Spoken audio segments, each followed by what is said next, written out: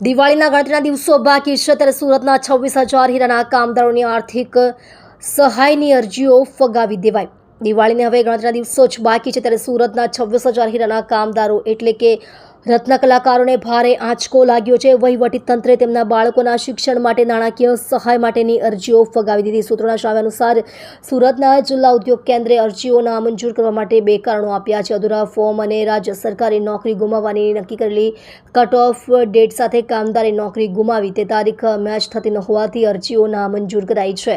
આ વર્ષની શરૂઆતના મે મહિનામાં ગુજરાત સરકારે હીરા ઉદ્યોગ માટે નાણાકીય સહાય પેકેજની જાહેરાત કરી હતી, જેમાં 30 માર્ચ 2024 પછી નોકરી ગુમાવનારા કામદારો માટે સહાય અને પોલિશિંગ માટે સબસિડીનો સમાવેશ થતો હતો। કામદારોને દરેક બાળકની શાળા ફી પેટે 13,500 રૂપિયા આપવામાં આવશે। ફી સીધી શાળાને આપવાની રહેશે। હીરા કામદારોને નાણાકીય સહાય લાંબા સમયથી માંગણી હતી। શૈક્ષણિક વર્ષના અડધા ભાગ પછી ચૂકવણીમાં વિલંબ થયો હતો અને મોટી સંખ્યામાં એવા કિસ્સાઓ બન્યા છે કે જ્યાં શાળાઓએ વાલીઓને કહ્યું છે કે જો ફી ચૂકવવામાં નહીં આવે તો તેમના બાળકો માટે હોલ ટિકિટ નહીં ફાળવવામાં આવે। હવે 26,000 હીરા કારીગરોના ફોર્મ નામંજૂર કરવામાં આવ્યા છે।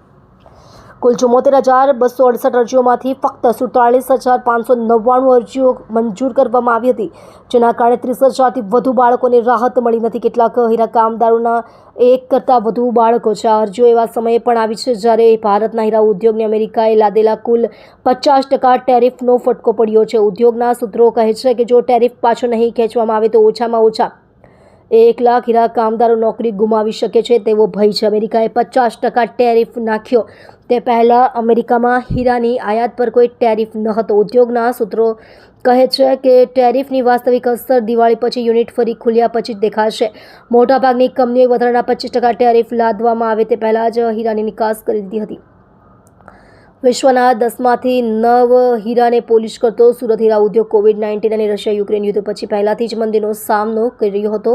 ડાયમંડ વર્કર યુનિયન ગુજરાતે DWUG માંગ કરી છે કે રાજ્ય સરકારે તેના નિર્ણય પર પુનર્વિચાર કરવો જોઈએ અને બધી અરજીઓને મંજૂરી આપવી જોઈએ। યુનિયનના ઉપપ્રમુખ ભાવેશ ટાંકે વાઇબ્સ ઓફ ઇન્ડિયાને જણાવ્યું હતું કે રાજ્ય સરકારે મોટું હૃદય બતાવવું જોઈએ અને બધી અરજીઓને મંજૂરી આપવી જોઈએ। તેમણે સ્વીકાર્યું કે એવી શક્યતા હોઈ શકે છે કે 1 કે 2% અરજીઓ સાચી ન હોય। ગુજરાત કોંગ્રેસના નેતા મનહર પટેલે રાજ્ય સરકારને કહ્યું છે।